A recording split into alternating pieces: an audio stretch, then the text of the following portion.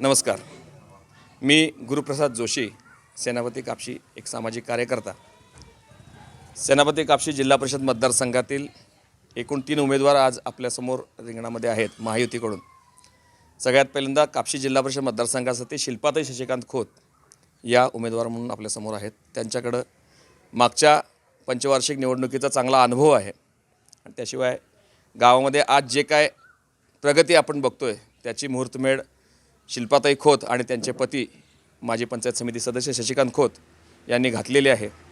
त्यामुळं हा उमेदवार 24 तास उपलब्ध असणारा उमेदवार. दुसरे आहेत माध्याळ पंचायत समिती गटातून उभारलेले श्री सोनार. तर दीपक सोनार ही व्यक्ती मुळात पंढरपूरचा वारकरी आहे, अतिशय शुद्ध चारित्र्याचा, शुद्ध मनाचा व्यक्ती आहे. याच्यापूर्वी त्यांनी तालुक्याचे उपसभापती म्हणून काम केलेलं आहे आणि कुठलंही पार्सिलिटी किंवा कसलाही निर्णय घेताना असा एकतर्फी घ्यायचा नाही, हा त्यांचा हातखंडा त्याने आजपर्यंत पाळलेला आहे. त्यामुळे तोही उमेदवार आम्हाला चांगला वाटतो. तिसरे उमेदवार आहेत सेनापती कापशीच्या पंचायत समिती मतदारसंघातून उभ्या असलेल्या सुनीता सूर्यकांत माळी.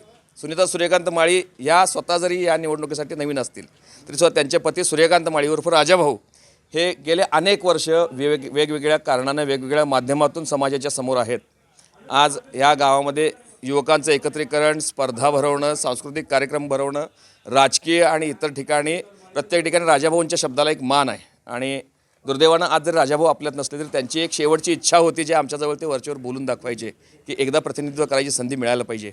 आज त्यांच्या पश्चात ही संधी आपल्याला मिळते आहे आणि राजाभाऊंची इच्छा म्हणून आपण सर्वांनी वहिनींनासुद्धा या मतदारसंघातून निवडून द्यायचं आहे. राजाभाऊंच्या वडिलांचं आबांचं कार्यसुद्धा जे आहे सहकारामध्ये चांगलं आहे. त्याशिवाय राजाभाऊंचे थोरले बंधू चंद्रकांत माळी यांचंसुद्धा व्यवसायाच्या माध्यमातून सगळीकडं या मतदारसंघात संपर्क आहे.